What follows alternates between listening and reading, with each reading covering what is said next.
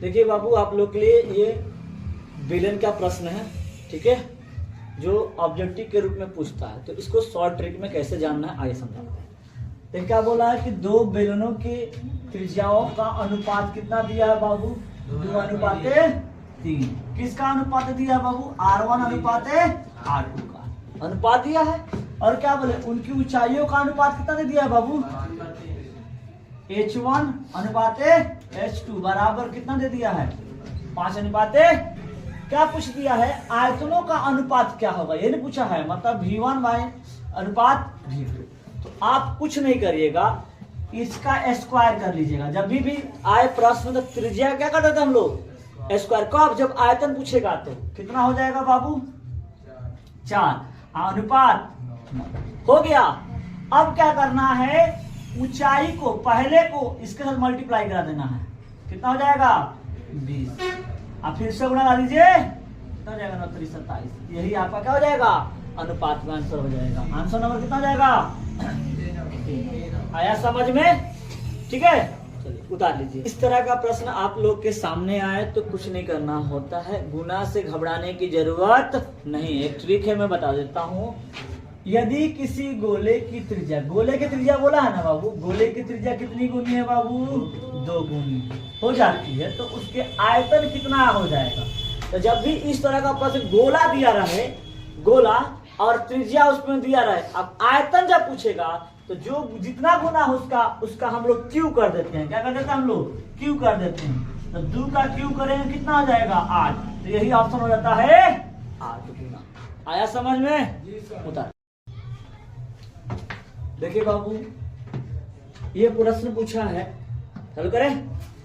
देखिए बाबू, आप लोगों के लिए प्रश्न आया है। 6 सेंटीमीटर भुजा वाले घन में से 2 सेंटीमीटर भुजा वाले कितने घन बनाए जा सकते हैं? तो देखो यहाँ पे घनों की संख्या पूछ दिया है, घनों की संख्या।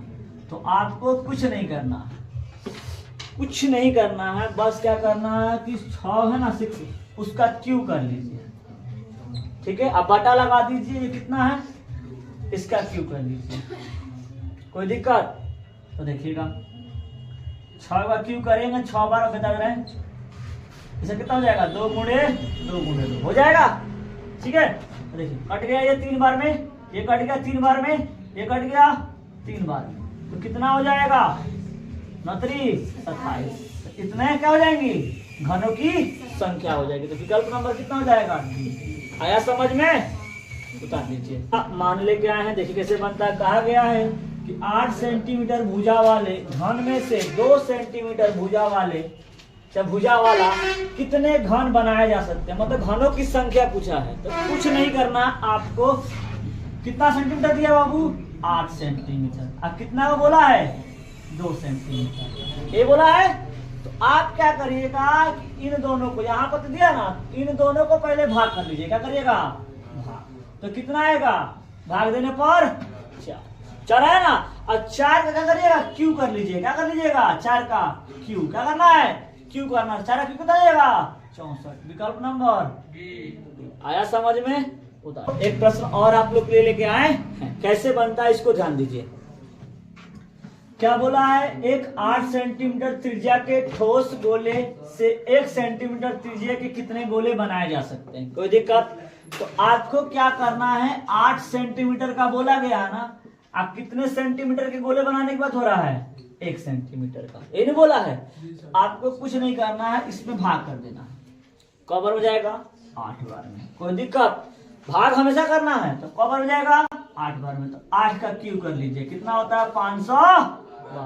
यही आंसर हो जाएगा, ऑप्शन नंबर ए। आया समझ में?